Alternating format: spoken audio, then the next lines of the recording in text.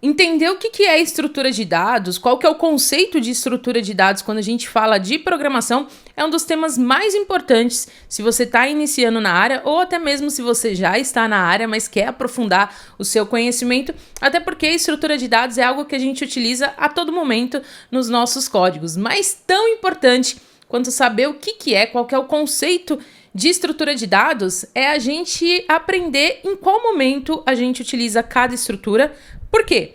Cada estrutura ela vai ter ali um momento melhor para a gente utilizar, ela vai ter as suas vantagens e desvantagens, e aí é importante a gente conhecer cada uma delas para a gente tirar o melhor proveito do nosso código. Isso, inclusive, é um tema que cai muito se você vai fazer testes para entrevistas, se você vai fazer entrevistas técnicas, eles sempre vão te perguntar ali algumas coisas sobre estrutura de dados, e é por isso que eu trouxe esse vídeo aqui para a gente falar sobre os 3 principais tipos de estrutura de dados que a gente tem no Java. Claro, existem muitos outros, mas a gente vai focar nos 3 principais, que é algo que a gente utiliza mais no dia a dia.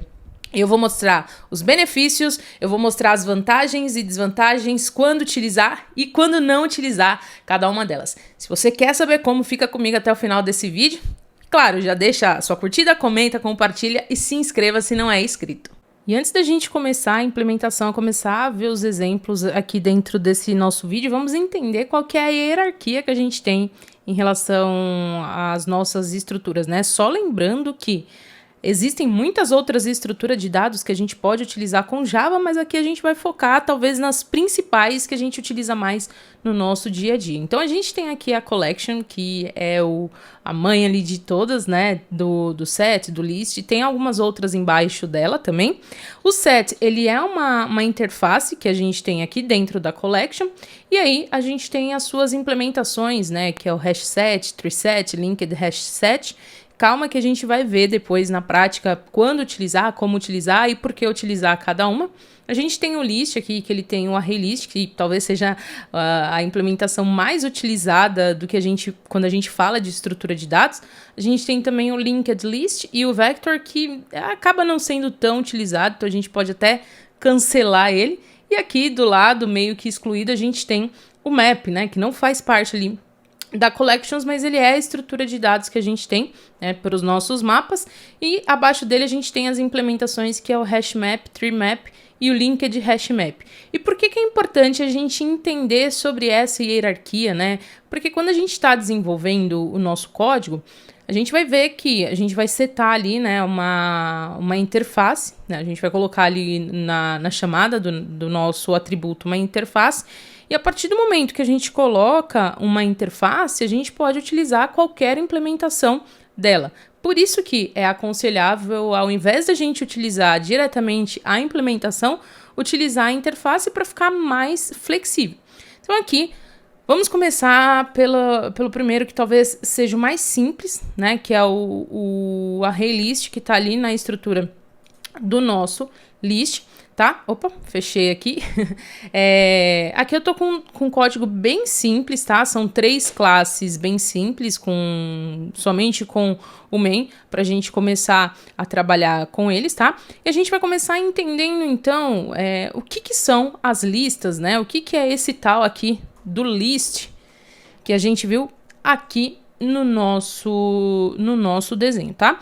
Bom, uma lista, ela é uma coleção de elementos ordenados, né, onde a ordem dos elementos, ela importa, e você pode acessar cada elemento através de um índice, por exemplo, né?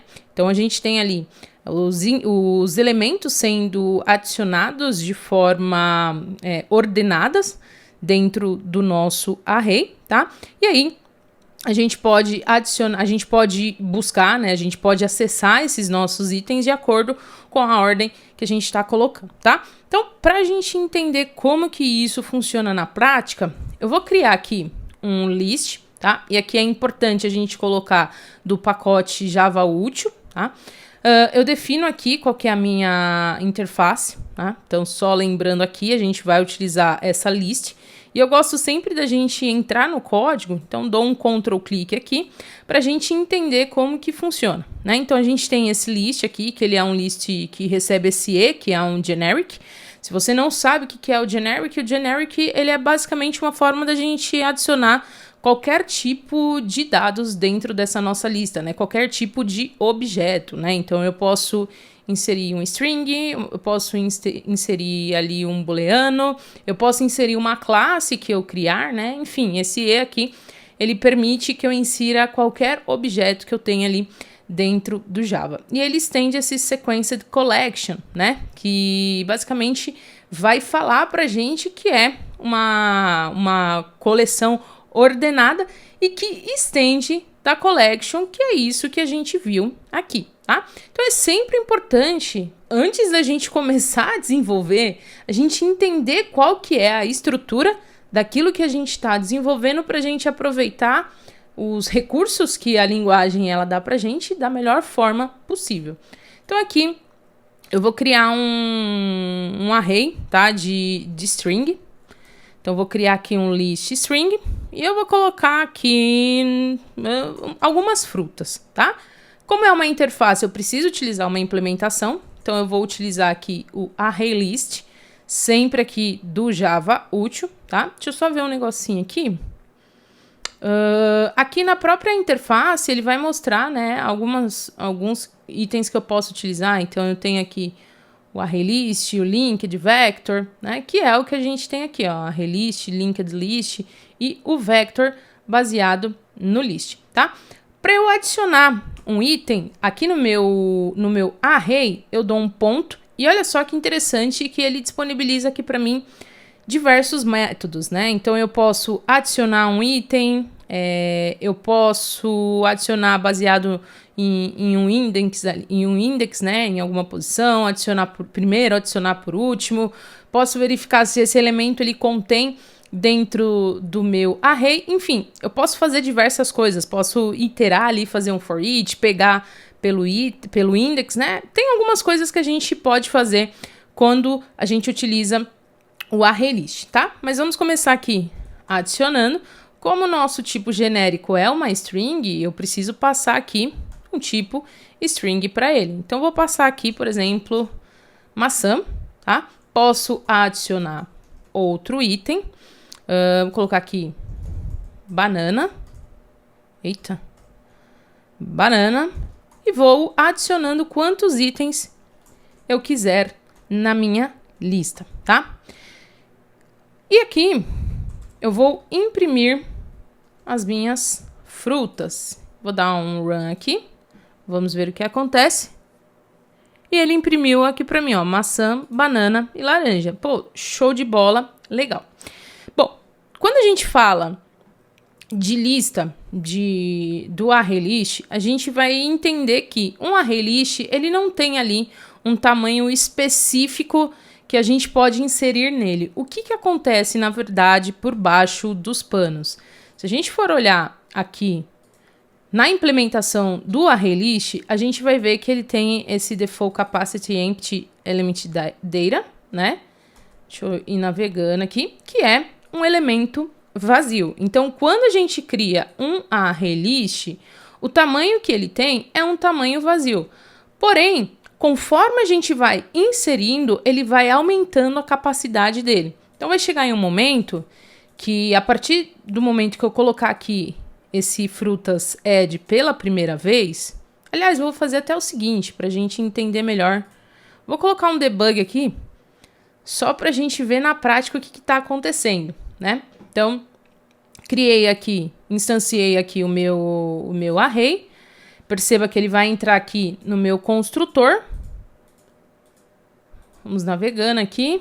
Ele vai falar que o element data, né, a capacidade dele é um elemento vazio. E aqui, interessante a gente observar o quê?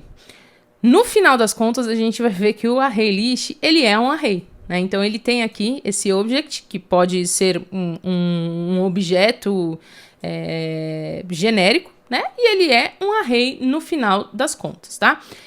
A partir do momento que eu adiciono aqui, ele vai adicionando o meu elemento e olha só que interessante, né? Ele vai ver qual que é o tamanho do array que ele tem ali no momento e ele utiliza esse grow aqui para ele aumentar a capacidade do array, né? Então, A partir desse momento, ele aumentou a capacidade do array e ele colocou 10 posições dentro desse array, que é o default capacity, né? Então, o que está acontecendo aqui? Ele gerou um array, né? Ele viu que ele precisa adicionar um item e ele já disponibilizou ali 10 espaços na memória para a gente inserir os nossos dados. E aí você pode falar, Dani, mas a gente não está inserindo, a gente não vai inserir 10 itens ali na memória. Sim, o array list, ele tem essa característica que é o quê? Ele cria aqui, a partir do momento que a gente instancia o nosso array, ele vai criar, que a gente instancia o array list, ele vai criar um array vazio. A partir do momento que a gente insere um item, ele já vai disponibilizar 10 espaços ali da memória dentro desse array, né? Então ele vai criar um array com 10 posições. Se chegar no limite onde a gente utilizar as 10 posições, o que ele vai fazer? Ele vai criar aqui uma nova capacidade para esse array, aumentando a capacidade inicial.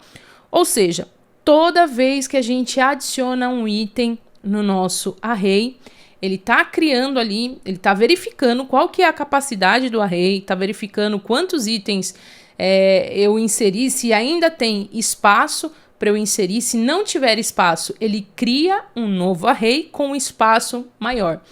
E qual que é o problema disso daqui que a gente tem? Aqui no nosso caso, se a gente for ver, a gente tem apenas 3 itens no nosso array. Só que aqui a gente vai ver que ele já disponibilizou 10 espaços para a gente inserir os nossos itens.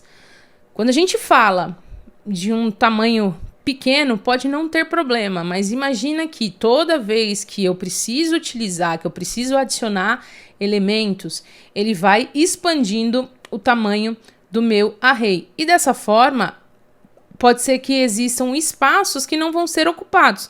E é como se tivesse ali desnecessariamente, né? A gente está ocupando espaço na memória. Toda vez que a gente coloca um tamanho desse aqui na memória, a gente está ocupando esse espaço. Claro que um benefício que a gente tem nesse caso é, como ele já alocou 10 espaços ali na memória, né?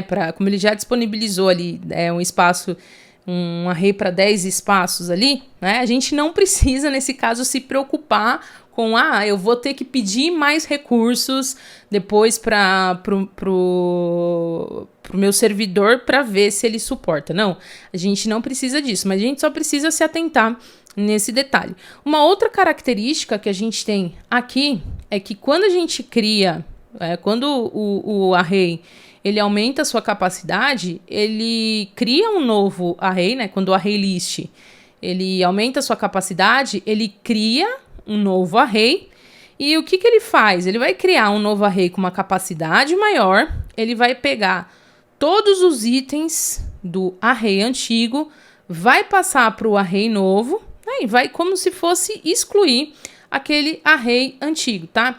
Então, quando a gente fala que o array list ele tem uma capacidade que ele é flexível, a gente precisa entender que array ele é imutável.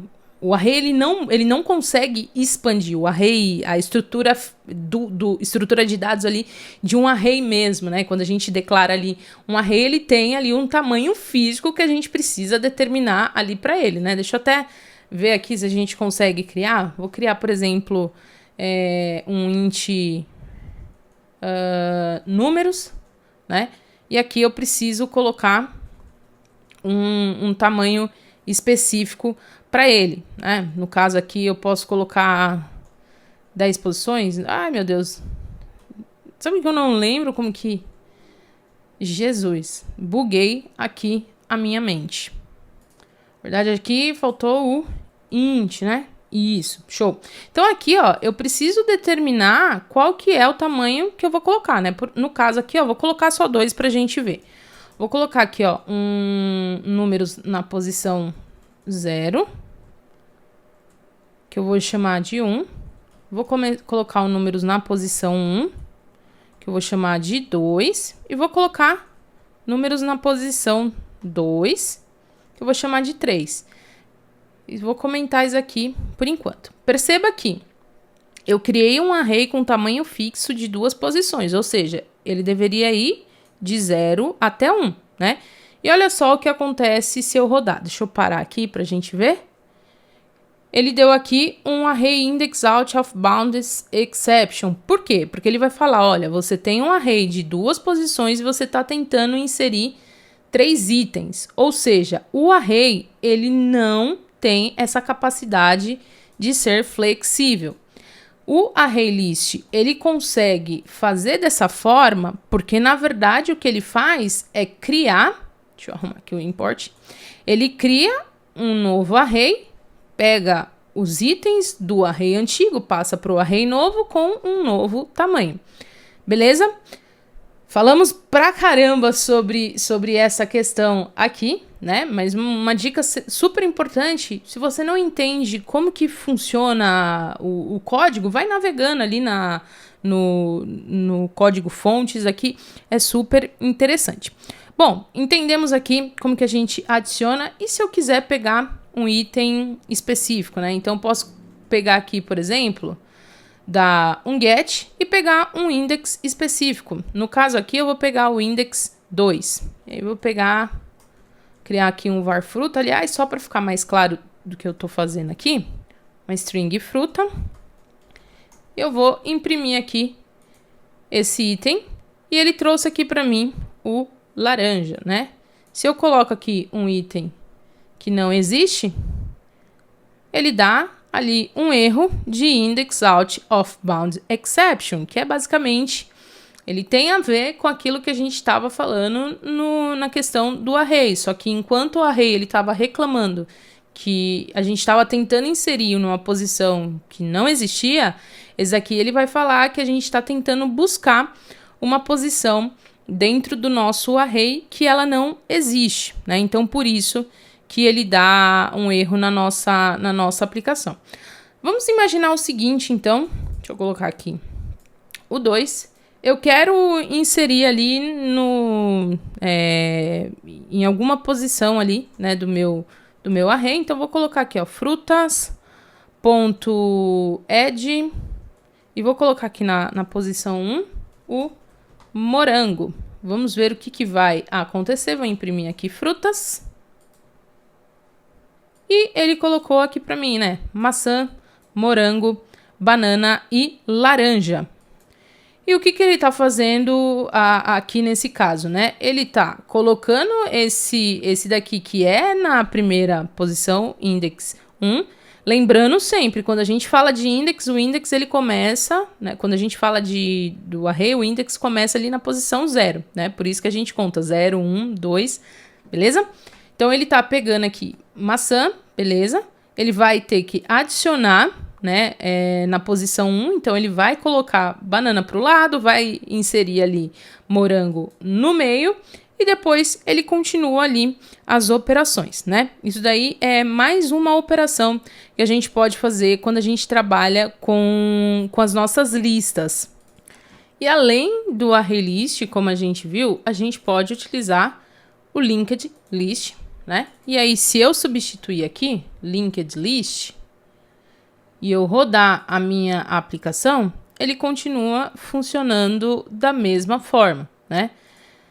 E a gente pode entrar aqui no linked list para entender como que é o funcionamento dele.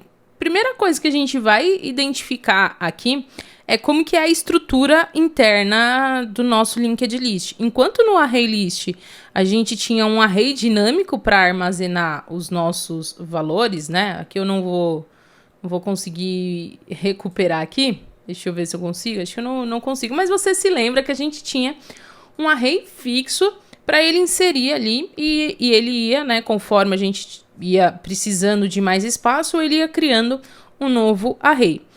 Quando a gente fala do linked list, ele utiliza uma lista duplamente encadeada, né? Onde cada elemento que é o nó, perceba que aqui ele tem esse node, né? Cada elemento, ele mantém a referência ao próximo e ao anterior. Então, ele tem aqui o first e o last baseado em um nó.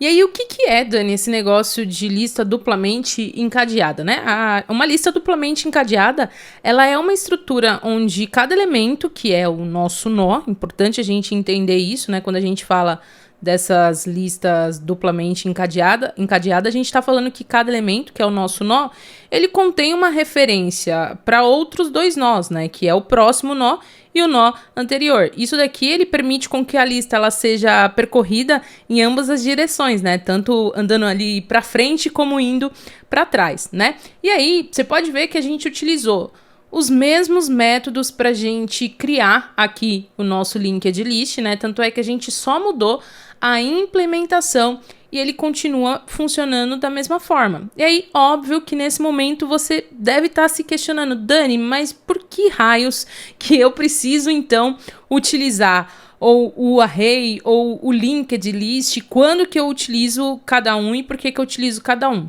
Então, para a gente entender quando utilizar cada um, a gente não pode olhar para a estrutura porque ela é basicamente a mesma do que a gente tem. Então, a gente tem que olhar para alguns itens, como, por exemplo, o desempenho de operações, né? Como operações na inserção e remoção. Quando a gente fala do array list, se a gente for observar a inserção no final do nosso array, ela é rápida, né? Mas ela pode ser mais lenta se o array ele precisar ser redimensionado, né? Se a gente precisar mudar ali o espaço do nosso array, a gente vai ver que ele tem ali um desempenho não tão bom. Então, isso daí é um dos motivos, né? Quando a gente fala ali da inserção ou da remoção no meio, utilizando o array list, ela é lenta porque a gente precisa mover os elementos para acomodar a nova inserção ou remoção, né? Como a gente viu aqui, que a gente adicionou o morango e a gente teve que fazer um redimensionamento, a gente teve que mudar as posições, então isso acaba se tornando lento. Claro que aqui a gente está trabalhando com 4 itens que não vai ter problema nenhum, mas se a gente fala de um array gigante, né, de uma collection super grande, a gente vai começar a identificar os problemas que a gente tem.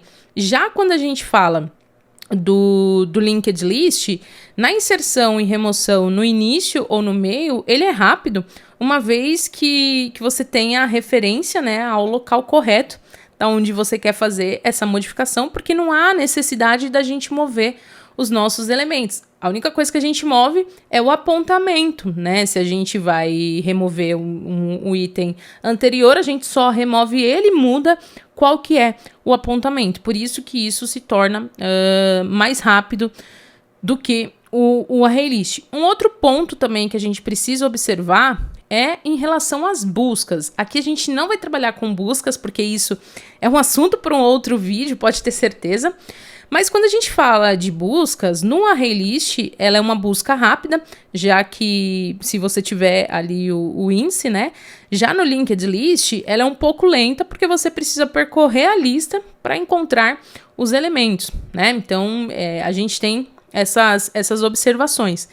E um outro ponto, e o último ponto para a gente ir para a próxima, é em relação ao uso da memória.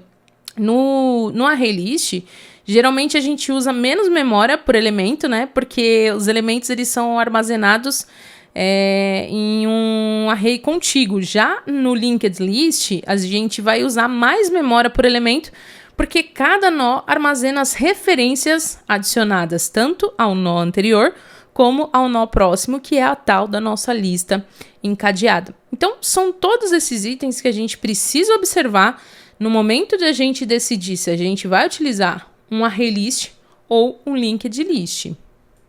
E por fim, o último item que eu esqueci de falar aqui, né, até o momento, é que na list aqui, tanto no array como no linked, a gente consegue inserir dados duplicados. Então, se eu colocar aqui um novo item laranja, né, e vou rodar aqui a minha aplicação, ele adicionou mais esse item laranja, que vai ser super importante, porque existem algumas estruturas que não vão permitir com que a gente consiga inserir dados duplicados, tá? Bom, um outro item aqui que a gente vai ver na nossa estrutura de dados são os conjuntos, né? Que é o set, tá? Bom, o que é esse tal de set que provavelmente você já tenha ouvido falar, mas não sabe muito bem como utilizar? O set, ele é uma coleção que ele não permite elementos duplicados. Então, olha só, enquanto no list a gente tinha ali a permissão para elementos duplicados, aqui no set ele não permite elementos duplicados e ele também não garante a ordem dos nossos itens, né? A menos que a gente utilize ali um tree set que ele vai manter a ordem, tá? Bom, vamos entender aqui então na prática como que funciona, depois a gente vê quando e como a gente utiliza, tá? Então, quando a gente fala aqui do set, a gente tem a nossa interface set, sempre do Java útil, e eu vou colocar aqui a minha string e vou criar aqui, vou começar pelo meu hash set, né? Só pra gente ver aqui, lembrando que o set, ele tem o hash set, tree set e o linked hash set. Então, eu vou começar criando aqui o meu hash set, tá? Para eu adicionar os meus itens, eu continuo utilizando o add. Coloquei um parênteses a mais aqui. E eu vou colocar aqui, sei lá, vou colocar, vão ser os animais aqui, para não ficar em frutas, tá? Opa, vou colocar aqui um cachorro.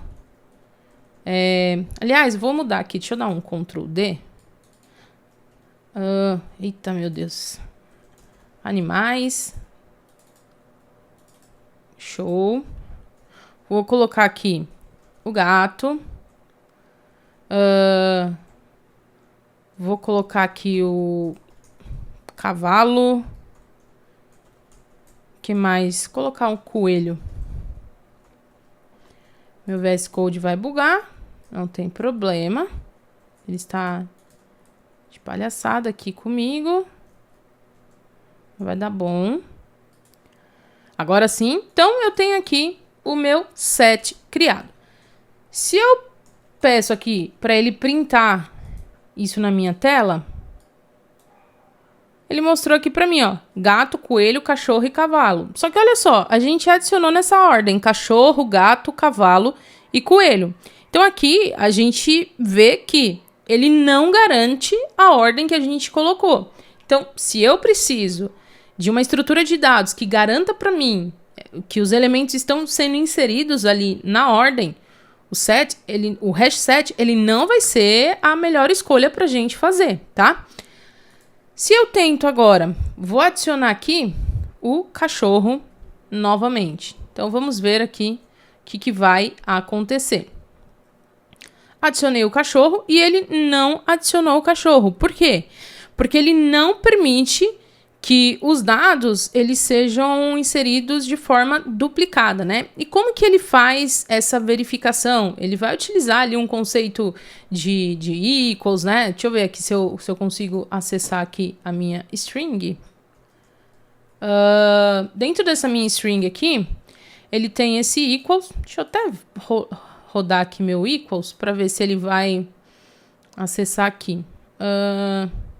Tá, ele não acessou, provavelmente ele tenha um equals aqui dentro, que ele vai verificar se já existe um item baseado nesse nome, né? Vamos ver aqui se eu consigo acessar esse meu set para a gente olhar no detalhe do código. Deixa eu ver se aqui eu tenho o equals. Provavelmente aqui dentro, não me lembro exatamente, mas aqui dentro a gente tem algum equals, onde ele vai verificar se o item que a gente está tentando adicionar, se ele já existe. Se já existir, ele não vai permitir com que a gente adicione ele novamente. E aí, para ficar até mais interessante isso daqui que a gente está fazendo, eu vou criar o seguinte. Eu vou criar um record aqui, que eu vou chamar de animal, que vai ter um int code, vai ter... não, vou criar uma classe aqui mesmo, que vai ficar mais fácil. Vou criar uma classe animal, tá? Só pra gente ver como que funciona esse set aqui. E eu vou falar que ele vai ter um int code, um string nome, vou colocar aqui. Vou criar um constructor para ele, tá? Então ele vai ter aqui int code, string nome, thisCode, e vou criar aqui os gets do code e do nome. Beleza. O que acontece aqui? Eu vou mudar no meu animais add, e aqui ao invés de ser uma string, eu vou receber aqui um animal, tá? Já deu erro aqui, porque eu preciso implementar, então vou colocar aqui, ó, new animal. Vou colocar que esse aqui vai ser o 1, uma vírgula aqui, fechar aqui, e vou copiar isso daqui pra cá.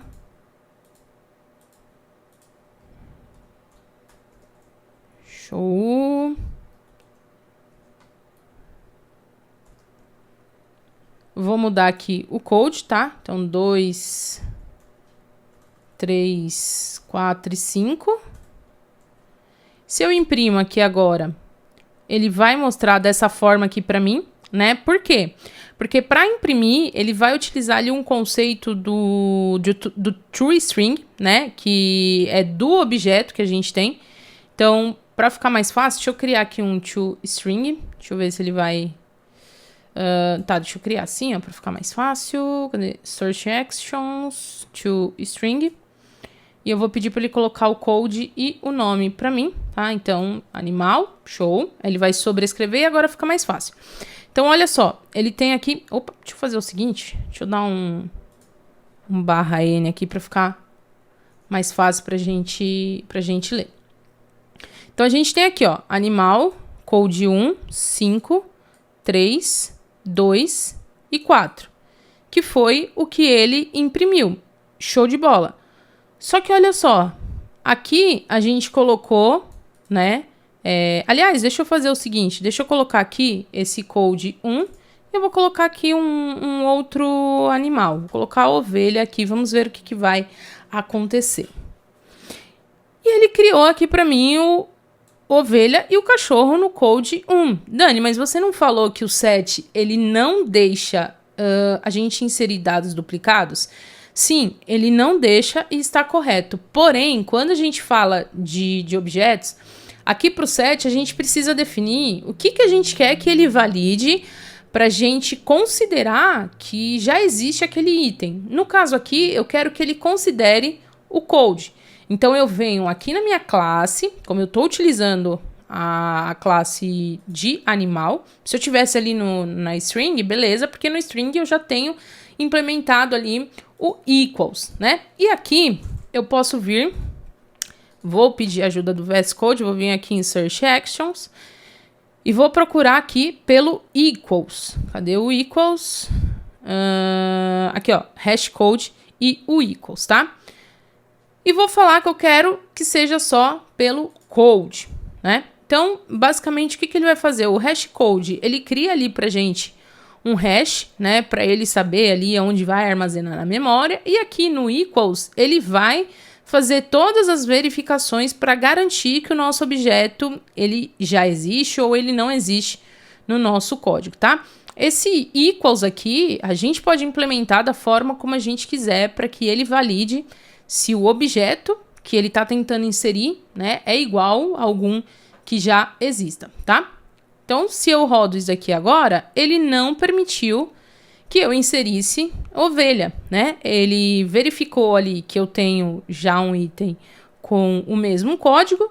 Ele falou, opa, não pode, você não tem essa permissão, não vou permitir que você adicione, tá? Então, isso aqui é uma característica que a gente tem do set. Lembrando, se você está trabalhando com objetos, né, com as classes aqui, você precisa definir qual que vai ser o tipo de equals, como que você vai implementar o equals para garantir que o item que você tá inserindo, ele exista ou ele não exista ali dentro da sua estrutura. E se eu quero saber, por exemplo, se um item ele já está dentro do meu set, a gente pode utilizar aqui o nome do nosso set, né? E a gente pode utilizar aqui o contains, e aí nesse caso, eu preciso passar o meu objeto. Por exemplo, eu vou passar esse primeiro aqui, né? E aí, se eu rodar aqui, ele tem que dar true, e ele deu true. Se eu passo aqui um outro code, né, com um outro nome, ele continua dando true aqui. Deixa eu só verificar aqui uma coisa. É isso mesmo, acabei esquecendo aqui que a gente colocou ali o equals, né? Então, o contains, ele, aqui dentro da estrutura do set, ele vai ser baseado ali no nosso equals, né? Como a gente colocou ali o nosso ID, se eu colocar aqui um outro ID, deixa eu colocar o ID 8 aqui, agora sim, ele deu false, tá? Uma característica que a gente tem aqui no set é que por ele não manter aquela nossa ordem que a gente viu ali no array, por exemplo, a gente não consegue fazer uma busca pelo índice, né? Então, se a gente precisa fazer uma busca específica, que eu quero verificar se qual que é o elemento ali, né? Qual que é se o objeto cachorro, por exemplo, ele está dentro da minha estrutura, dentro do meu set. O que eu teria que fazer nesse caso? Eu teria que percorrer todo o meu set até encontrar esse objeto específico que eu estou procurando, né? No caso aqui, a gente faria alguma coisa desse tipo aqui. Eu criaria, sei lá, um animal encontrado. Colocaria aqui um nu, só para a gente ver. E aí eu posso fazer aqui um for, né? Então, um animal dentro de animais. E eu teria que ir percorrendo e verificar. If animal.getNome.equals, sei lá, o nome específico aqui que eu passar, né? Então, eu vou colocar aqui o cachorro. Se ele encontrar, então eu faço o seguinte, animal encontrado é igual o animal em questão. E aí, eu posso imprimir aqui o animal encontrado, né? E vamos ver o que acontece. E aqui, a gente tem o nosso objeto animal encontrado, né? Então, essa é uma característica que a gente tem quando a gente utiliza o set, né? O hash set. Além do hash set, como a gente viu aqui na nossa imagem, a gente tem o tree set e o linked hash set, né? E aí a gente pode colocar aqui, ó, vou colocar aqui primeiro o linked hash set, né? A gente vai ver que ele continua funcionando sem problemas nenhum.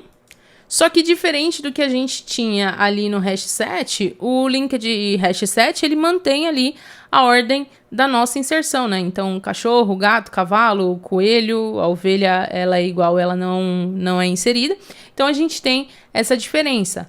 Hash set, ele não mantém a ordem. Linked hash set, ele mantém a ordem. E aí, por último, a gente tem aqui o nosso tree set, né? Deixa eu ver aqui o que eu fiz. Sim. Por que ele deu erro aqui no nosso... no momento que a gente foi utilizar esse nosso tree set? Porque o tree set, ele é uma implementação do set, né? Só que ele utiliza uma árvore binária balanceada, que a gente não vai entrar nesse vídeo, que é um pouco mais complexo para a gente entender, e ele utiliza para armazenar ali os seus elementos. E isso garante que os elementos eles estejam sempre ordenados de acordo com uma ordem natural, né? Como a gente vai encontrar por aí, né? Ou uma ordem fornecida, por exemplo, por um comparator. Comparator, né? Por isso que ele dá aqui esse erro no comparable, né? Para a gente conseguir utilizar, então, esse tree set aqui, a gente teria que implementar ali uma espécie de comparador para ele conseguir fazer essa ordenação dentro ali do tree set.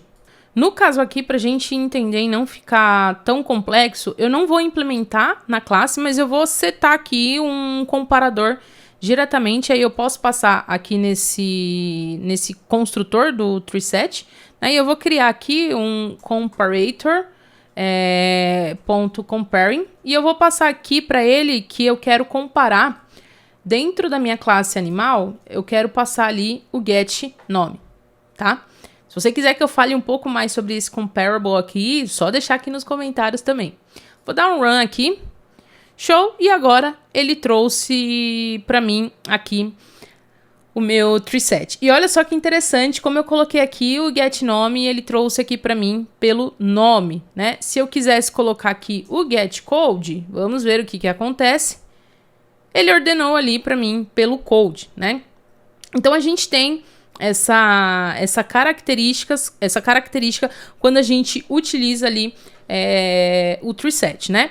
E aí a gente viu os 3 tipos ali que a gente pode utilizar dentro do set, e a gente viu as características, quais são as diferenças entre ele, mas talvez, como novamente a gente sempre fala, você esteja se perguntando qual que é a vantagem, qual que é a desvantagem quando utilizar um e quando utilizar outro.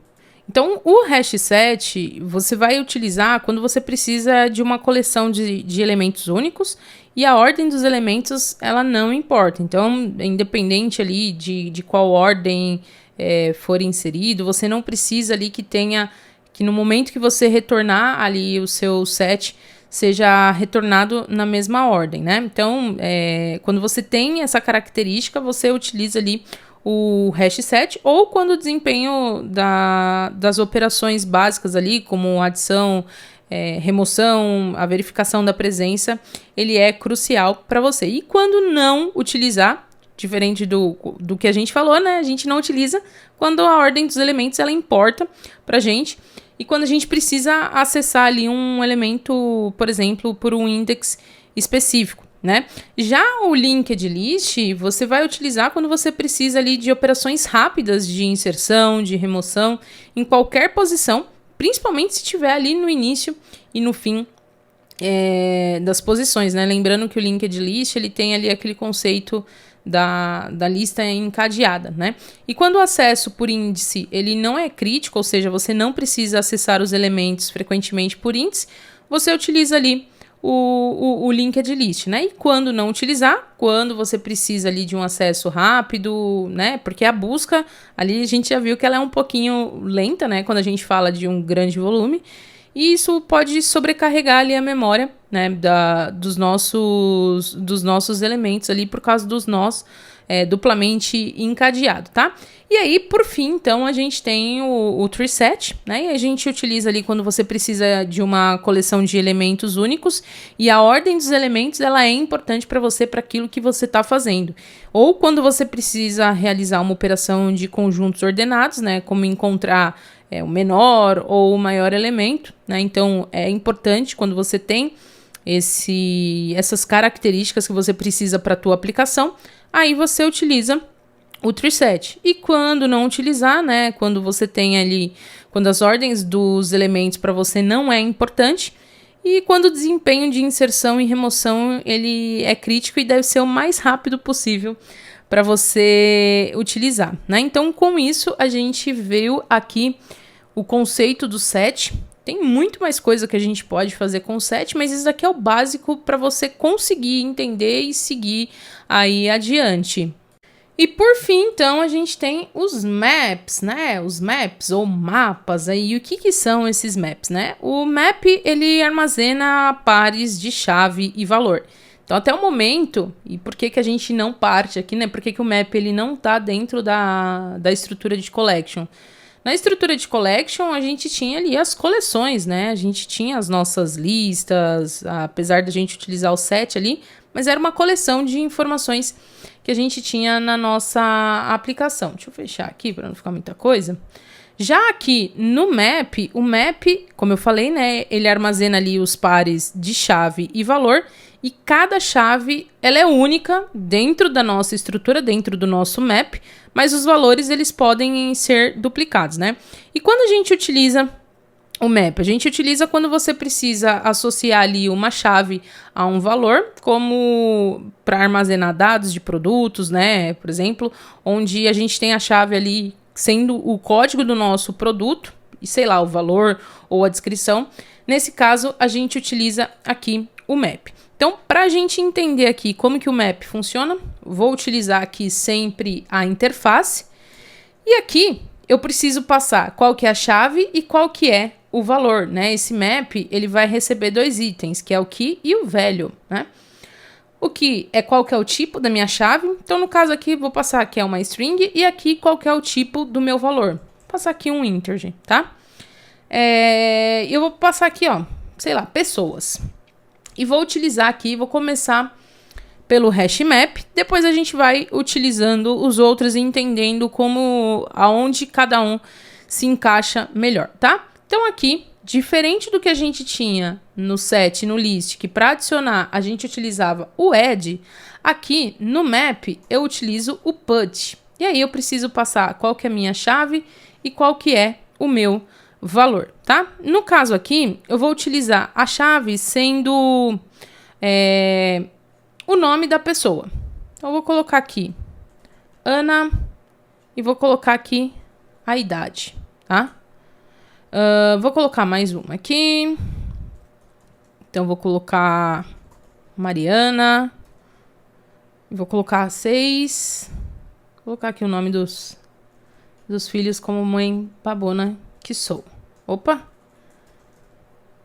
Meu Deus. Senão eles ficam com ciúmes. Então, aqui eu tenho a minha lista de pessoas, né? Se eu dou aqui um sysout passando essas pessoas, vamos ver o que acontece. Ele imprimiu aqui para mim. E olha só como que ele imprime. Ele imprime chave e ele imprime valor. Ele imprime chave e ele imprime valor.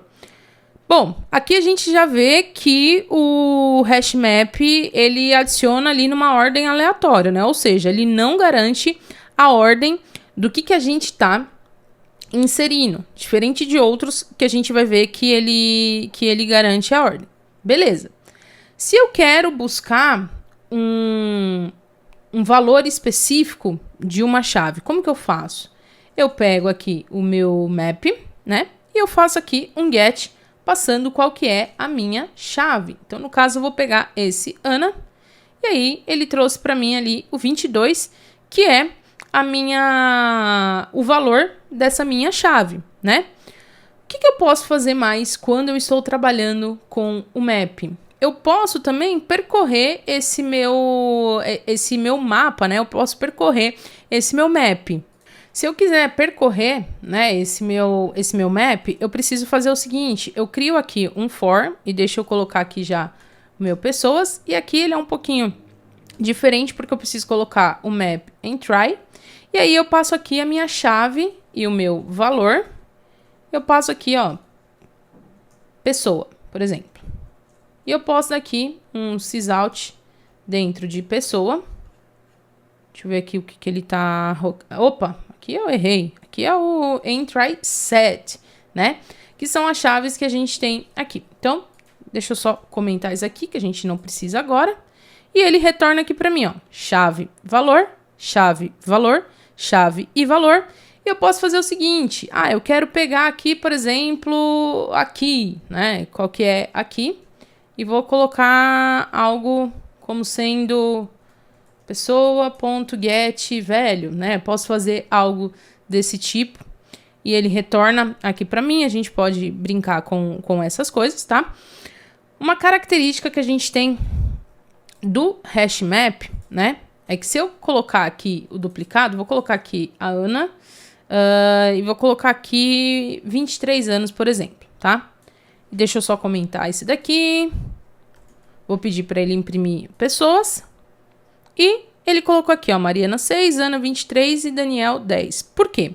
O hashmap, ele não permite com que a gente adicione dados duplicados, né? Então, lembrando que a chave que a gente está utilizando, ela precisa ser única. Ela é como se fosse o ID daquele nosso item dentro do nosso map. Ou seja, ele não permite com que a gente tenha uma chave duplicada. Porém, o que ele faz é o seguinte: se eu tenho uma chave no meu map e eu tento adicionar uma outra chave, mesmo que seja com um valor diferente, ele vai sobrescrever essa minha chave, que foi a primeira criada, né? Esse meu primeiro objeto, vamos dizer assim, para o mais atualizado. Então, esse é um ponto de atenção que a gente precisa ter no momento que a gente está criando os nossos mapas, né? Lembrando que ele não permite com que a gente crie dados duplicados, porém, se a gente criar algo que já exista, ele vai sobrescrever ali os nossos dados. E aí, assim como a gente tem o hash map, a gente tem o linked hash map. A gente pode inserir aqui, deixa eu remover esse daqui, pra gente ver. E aí, o linked hash map, ele insere ali na ordem, né? Então, é uma característica que a gente tem se a gente precisa inserir ali, se a gente precisa manter a ordem dos itens que a gente tem. E a gente tem também o tree map, né? Provavelmente ele vai dar erro aqui por conta do comparable. Não, ele deixou a gente ir, show. E ele fez ali a ordenação pra gente seguindo a característica que a gente tem ali, seguindo o sort, né? Baseado no nome ali. Se a gente quisesse mudar, se a gente quisesse criar um outro comparable, a gente conseguiria também sem problemas nenhum. Dani, quando utilizar cada um desses dentro do map? O hash map você vai utilizar quando você precisa de uma estrutura de mapas que ela oferece uma melhor performance para sua operação, né? Operações básicas como inserção, remoção e busca, e a ordem dos elementos ele não importa para você. Ou quando você não precisa ali de elementos ordenados, né? Ou de uma ordem de iteração específica, então você pode utilizar o hash map. Uma vantagem que a gente tem na utilização do hash map é o desempenho rápido, né? Ou seja, as operações básicas como inserção, a busca, a remoção, elas são muito rápidas, né? E é ideal ali para casos onde a ordem dos nossos elementos ela não é relevante. Já uma desvantagem que a gente tem, que é importante a gente falar, é que não garante nenhuma ordem específica no momento que a gente for iterar os nossos elementos, né? E por não manter as ordens ali, pode ser que você tenha algum problema em relação a isso. Mas se a gente for falar em relação a desempenho, de inserção e de busca, o hash map ele é muito rápido, né, pela estrutura que ele tem. Já o linked hash map, a gente utiliza quando a gente precisa de um mapa que ele mantém ali a ordem de inserção dos nossos elementos, né, ou a ordem de acesso que a gente precisa fazer. Mas ele ainda deseja ali ele ainda tem um desempenho ali bem eficiente, né? Mesmo ele trabalhando ali de uma forma ordenada.